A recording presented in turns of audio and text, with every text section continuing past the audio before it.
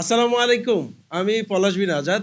আজকে কথা বলবো আপনার শরীর এবং মনের মধ্যে যে গভীর একটা কানেকশন আছে, যার কারণে বলা হয় mind and body works together.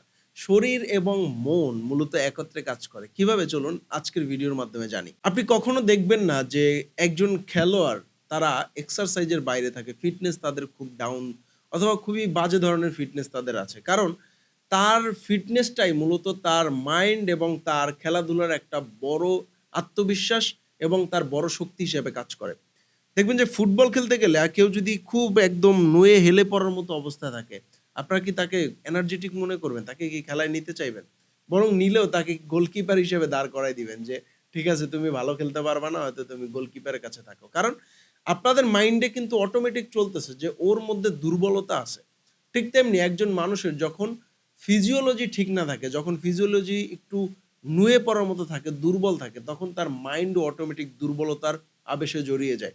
আপনাদের সিম্পল একটা জিনিস যদি বুঝাই, দেখেন, অনেক সময় আমরা খুব এনার্জেটিক শরীর নিয়ে থাকি। কিন্তু আমাদের আশেপাশের মানুষগুলো আমাদের একটু অতিরিক্ত ভালোবাসা দেখাতে গিয়ে বলে যে, "তোমাকে তো আজকে একটু রোগাক্রান্ত মনে হচ্ছে, একটু দুর্বল লাগতেছে।"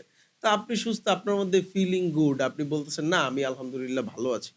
কিন্তু আরো ২-৪ জন যখন আপনাকে একটু অতিরিক্ত ভালোবাসা দেখাইতে গিয়ে বলবে যে, "তোমাকে দুর্বল লাগতেছে, ফিলিং তোমার কি শরীর খারাপ কিনা?" ইত্যাদি, ইত্যাদি। তখন দেখবেন আপনার শরীর, আপনার ওই মনের মধ্যে যে কথাটা তারা গেঁথে দিয়েছে, সেই কারণে আপনার শরীরের মধ্যে এমন একটা ফিলিং তৈরি হবে, যার কারণে মনে হবে যে, "না, আমি মনে হয় আসলেই দুর্বল। আমি আজকে রেস্ট করি, আজকে বাসায় থাকি বা আজকে আমার দ্বারা যে ইফেক্টিভ কাজগুলো হতে পারত, প্রোডাক্টিভ কাজগুলো হতে পারত, সেই কাজগুলো হচ্ছে না।" শুধুমাত্র মানুষের কথার কারণে কিন্তু এই ঘটনাগুলো ঘটে। বলা হয়, "if you want to change your emotion, change your physiology." আপনি যদি আপনার ভিতরের ইমোশনটা, ফিলিংটা চেঞ্জ করতে চান, তাহলে আপনার ফিজিওলজি চেঞ্জ করতে হবে। আপনি দেখেন, আমরা যে স্লোগান দেই, যখন কেউ মিছিলে স্লোগান দেয় অথবা যখন কেউ আন্দোলনে নামে, তখন কি তাকে আপনি মানে তার মুভমেন্টটা কি থাকে? এরকম নুয়ে পড়া দুর্বল মানুষদের মতো একদম হাঁটতে পারতেছে না, দুলতেছে, দুলতেছে, এরকম কি থাকে কারো চালচলন? নাকি একদম দীপ্ত কণ্ঠ, মানে সিনা টান করে একদম হাতের মুষ্টিবদ্ধ হয়ে আচ্ছা, একটা জিনিস বলেন তো, আন্দোলনের সময় কেন মানুষের এরকম মুষ্টিবদ্ধ থাকে? কারণ তার একটা মানে এই যে তার মাইন্ডে যেটা চলতেছে যে আমি তীব্র বজ্রকণ্ঠ হব, তার একটা এই ফিজিওলজির কারণে, তার শরীরের মুভমেন্টের কারণে কিন্তু এই ২ টার কম্বিনেশনে সেই বজ্রকণ্ঠ এবং তার যে মনের ভাব, সেটা প্রকাশ পাচ্ছে। আমি যদি বাস্তব একটা উদাহরণ দেই, দেখেন, এখন আমি কথা বলতেছি আপনাদের সাথে, আমি কিন্তু একদম টানটান অবস্থায় আছি, একদম আমার গলা উঁচু এবং সিনাটা টান অবস্থায় আছে। কিন্তু আমি যদি এইরকম কথাগুলোই কনফিডেন্ট এর সাথে এরকম লো হয়ে বলতে চাই, তখন কিন্তু আমার এই কনফিডেন্টলি কথাগুলো বলতে গেলে একটু মানে অস্বস্তি লাগতেছে। চাইলেও ঠিকভাবে বলা যায় না।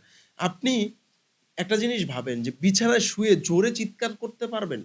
খুব কম মানুষ পারবে এবং এটা অনেকটা ইম্পসিবল এর মতো। মানে শুয়ে আপনি জোরে চিৎকার করতেছেন। এটা কিন্তু কষ্টসাধ্য। কিন্তু সেইম চিৎকারটা আপনি যদি দাঁড়ানো অবস্থায় করেন, অনায়াসেই করতে পারবেন। এই কারণে আবার দেখবেন যে অনেকে গান গায়। বড় স্কেলের গান যদি হয়, সেক্ষেত্রে বসে থাকলে এই গানটা মুখ থেকে বের হয় কম।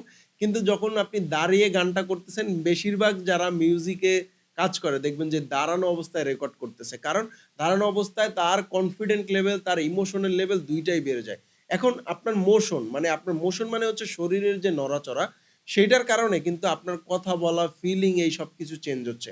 তো আপনারা যারা নিজেকে মাঝে মধ্যেই দুর্বল ফিল করেন, যারা মনে করেন আমার একটু কনফিডেন্ট দরকার, তাদের জন্য আজকে একটা সুপার লেভেলের পাওয়ার টিপস হচ্ছে, আপনারা আপনাদের ফিজিওলজি চেঞ্জ করেন। শরীরের গঠন, শরীরের নড়াচড়া, এগুলো চেঞ্জ করেন।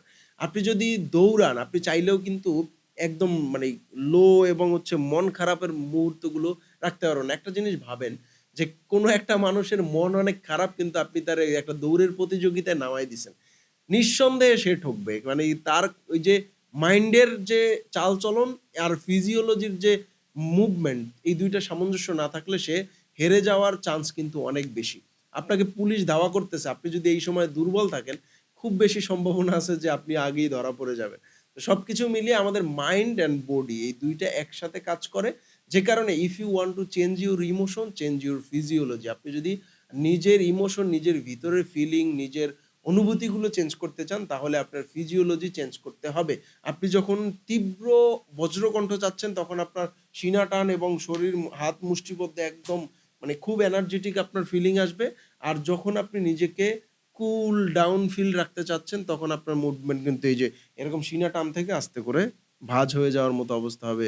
দুর্বল, কথা বলতে পারতেছেন না, খুব আস্তে, আস্তে কথা বলতেছেন এরকম হয়ে যাবে। তো আশা করি আজকের ভিডিওটা আপনাদের উপকারে এসেছে। যদি মনে করেন এই ভিডিওটা হেল্পফুল ছিল তাহলে অবশ্যই লাইক, কমেন্ট অ্যান্ড শেয়ার করে দিবেন। সেই সাথে এরকম গুরুত্বপূর্ণ ভিডিওগুলো পেতে আমাদের পেজে ফলো করে রাখুন। সবার সুস্বাস্থ্য এবং দীর্ঘায়ু কামনা করে শেষ করছি। আসসালামু আলাইকুম।